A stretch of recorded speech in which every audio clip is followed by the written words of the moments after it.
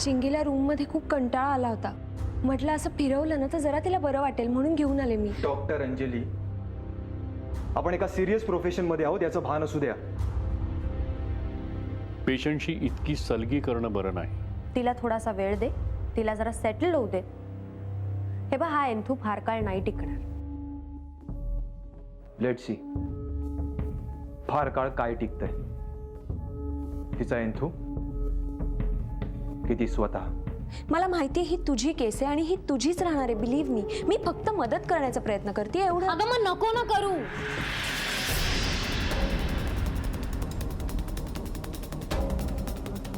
Sister, हिला काय झालंय? ती अनकॉन्शियस झाली आहे. नाही म्हणजे नेत आहेत कुठे आता? सरांनी ICU मध्ये शिफ्ट करायला सांगितलं. ICU मध्ये? हो, म्हणजे मी BP घेत होते तिचं, अचानक ड्रॉप झालं. रिस्पॉन्ड होणं बंद केलं, अचानक अनकॉन्शियस झालं. सर म्हणाले ICU ला शिफ्ट करायला पाहिजे ताबडतोब.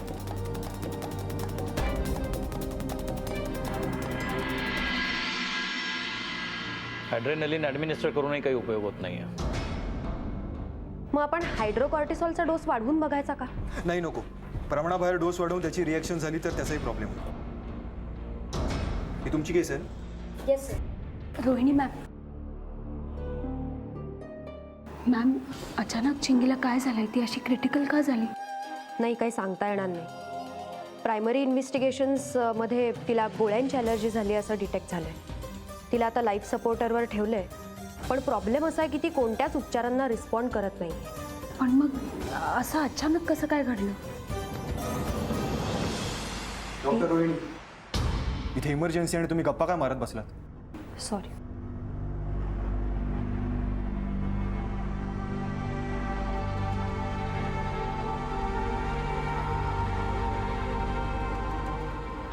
चिंगीला काही होणार नाही ना?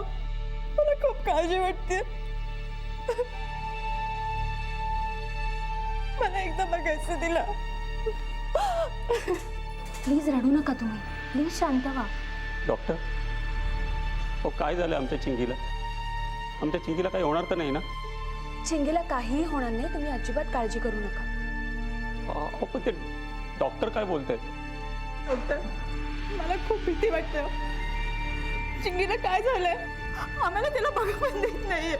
हे बघा, असं धीर सोडून नाही चालणार. सगळे डॉक्टर्स प्रयत्न करतायत आणि आत्ता चिंगीवर ट्रीटमेंट चालू आहे ना, म्हणून तुम्हाला बघू देत नाही. पण बघू ना एकदा चिंगीला. मला खूप काळजी वाटते. ताई, इथे एवढे सगळे डॉक्टर्स प्रयत्न करतायत. चिंगी नक्की बरी होणार. प्लीज माझ्यावर विश्वास ठेवा. पक्का प्रॉमिस. Thanks doctor.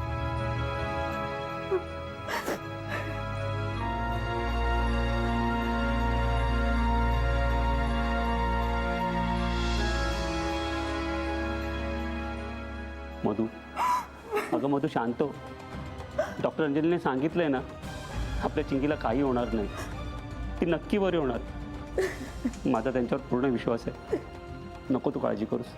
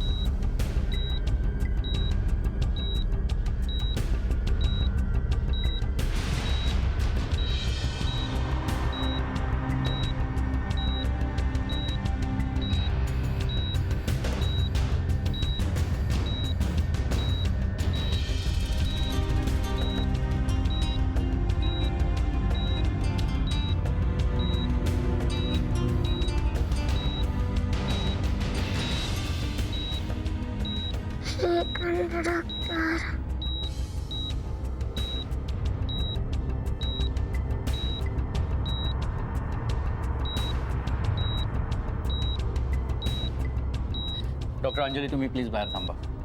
सर, मला एक बाहेर थांबा.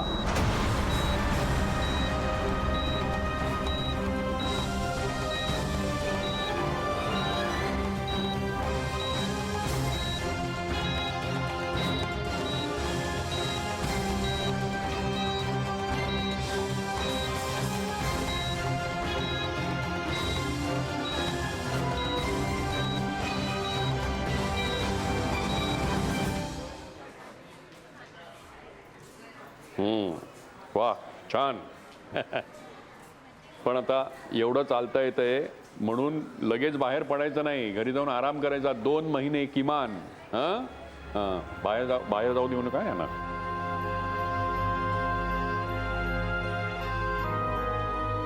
तुम्हाला भेटायला आलं चालेल ना? अरे आता बरा झालायस तू, आता मला भेटून काय करणार तू? तुम्हाला भेटायला आलं की निम्मा आजार बरा होतो. परमेश्वराचा हात आहे तुमच्यावर. अरे अरे चला या.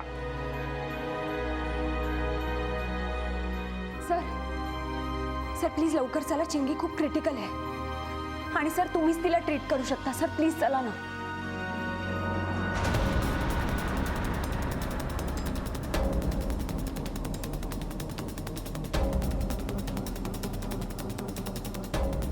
आय थिंक आता त्याचा काहीही उपयोग होणार नाही आहे.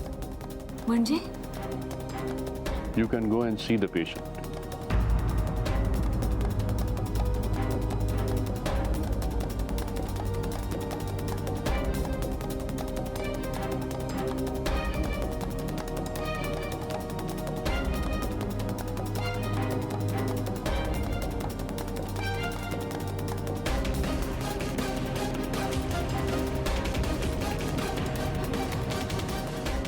अनु, ओंकार, काय झालं? अंजली, शी इज नो मोर.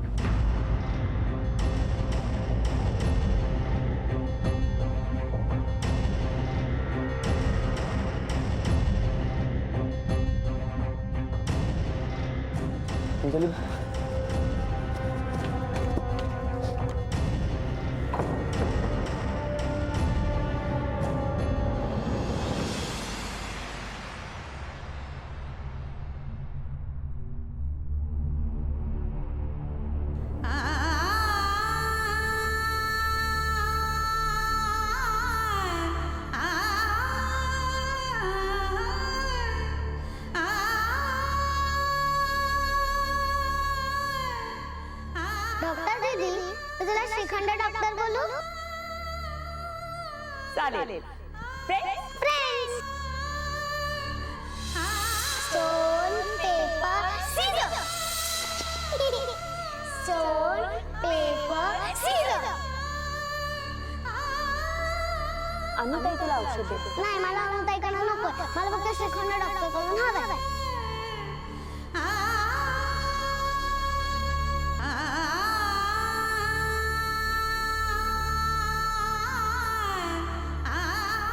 सगळ्यांना सांगतात जेवण कर, औषध घे. जेवण कर, औषध घे. सतत. मला ना श्रीखंड पोळी आवडते. खूप म्हणजे खूप म्हणजे खूप. मग कशी आलीस कार नाही? मला कारमध्ये फिरायला मज्जा येते. आपण जाऊया? श्रीखंड डॉक्टर, हे काय आहे? हे ऑपरेशन थिएटर आहे. इकडेच सगळ्यांचं अंग कापतात ना? त्याला ऑपरेशन म्हणतात. श्रीखंड डॉक्टर, माझं पण ऑपरेशन तूच कर हा.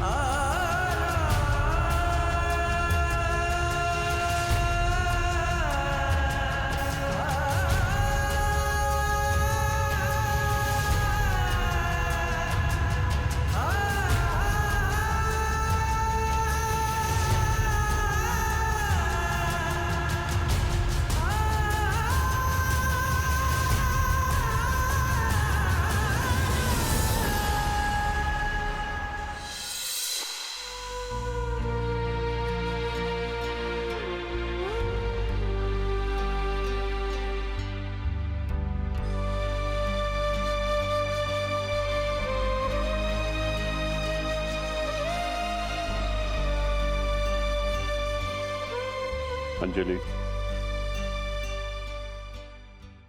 Control yourself.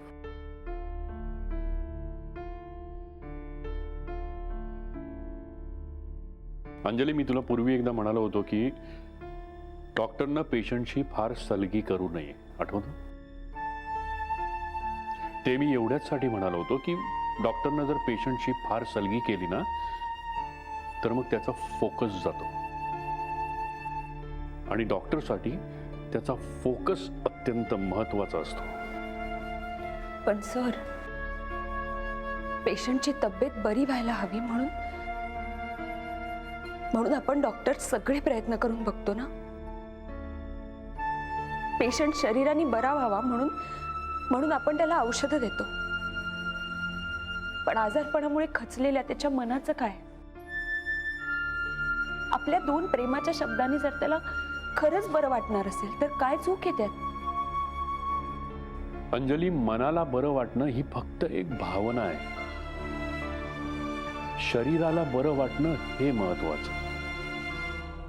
आणि त्याचं जर शरीर बरं झालं ना तर त्याच्या मनाला आपोआप उभारी येते.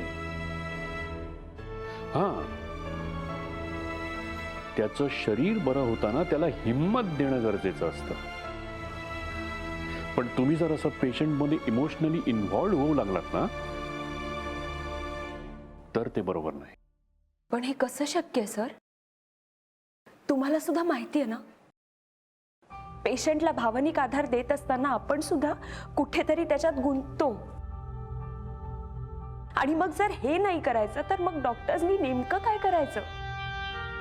गुड मॉर्निंग मॅम, तुम्हाला यशस्वी सरांनी बोलवले.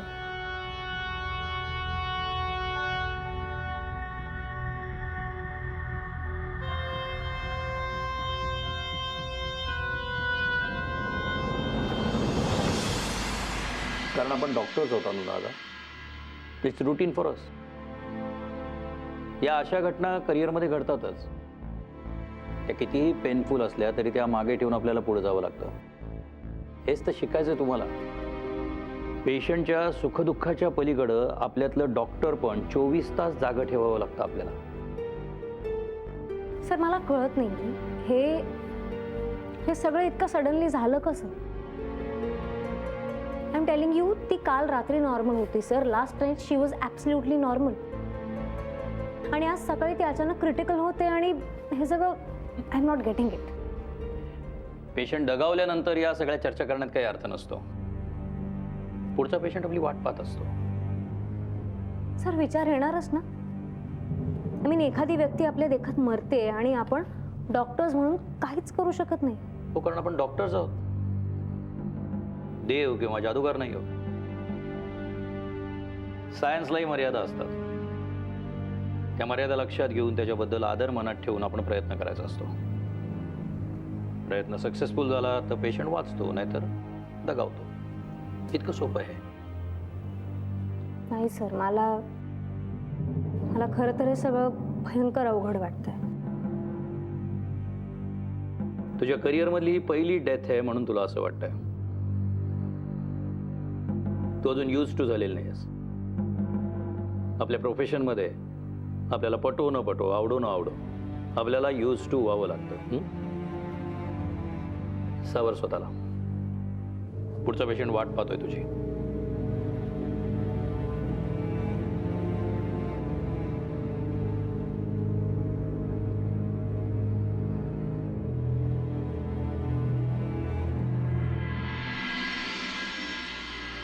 सर, या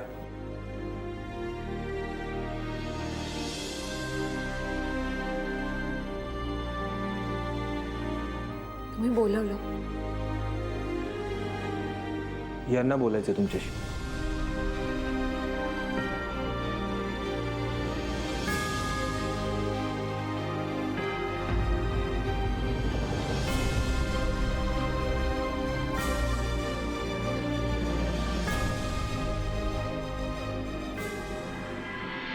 चिंगी नक्की बरी होणार.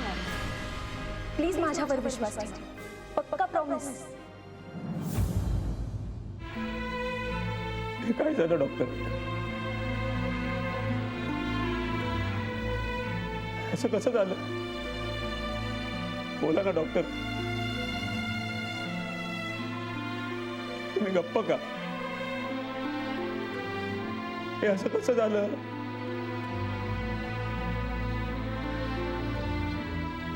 डॉक्टर, तुम्ही मला शब्द दिला होता माझ्या चिंगीला काही होणार नाही म्हणून. मग हे असं कसं झालं? बोला ना डॉक्टर. सॉरी.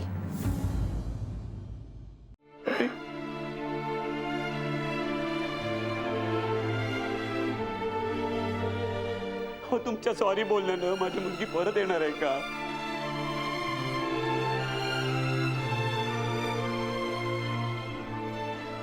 मला सांगा डॉक्टर, पोटची पोरगी गेल्याचं एका बापाचं दुःख समजू शकता का तुम्ही?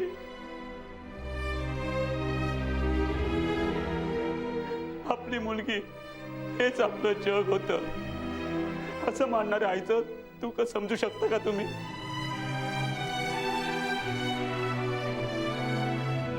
बोला ना डॉक्टर. हो, तुम्ही गप्प का? बोला ना. या काय बोलणार? खोटारडे आहात तुम्ही.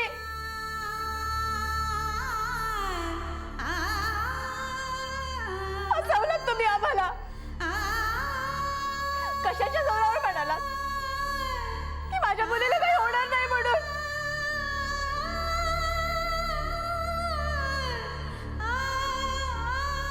फुलासारखी माझी चिंगी 2 दिवसात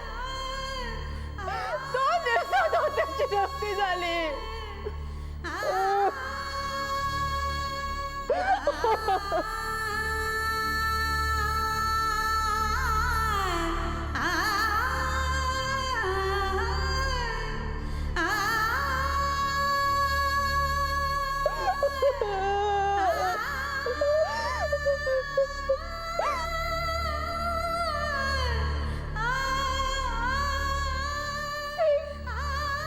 एकच विनंती आहे डॉक्टर, पुन्हा कोणाला फसवू नका. असं नका खोटी आशा दाखवू डॉक्टर. पुन्हा असं कोणाला फसवू नका.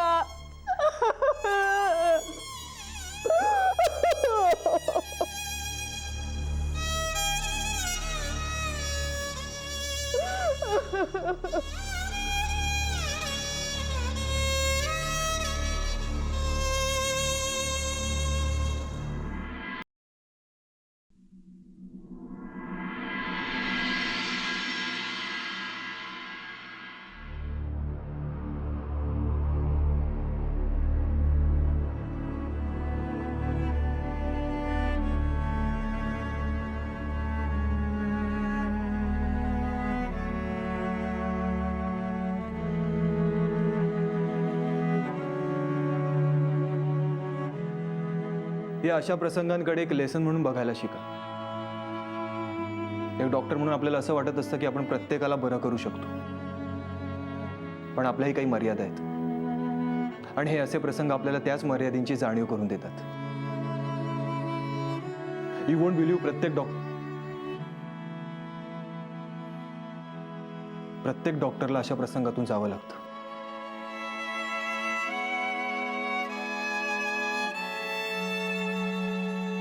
पण त्यातून तो काय शिकतो ते महत्वाचं.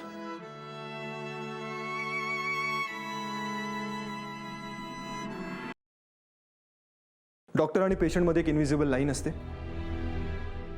जी डॉक्टरने आखायची असते आणि सगळ्यात महत्वाचं म्हणजे ती क्रॉस करायची नसते. पण कधी कधी अति उत्साहाच्या भरात आपण ती क्रॉस करतो आणि मग असे प्रसंग घडतात. एका डॉक्टरच्या नात्याने सांगतोय, अशा वेळी एक डॉक्टर म्हणून आणि एक माणूस म्हणून you have to let yourself up. या अशा प्रसंगांकडे तुमच्या ट्रेनिंगचा एक भाग म्हणून बघा. आफ्टर ऑल, अनुभवातून जे शिक्षण मिळतं ते माणूस कधीच विसरत नाही.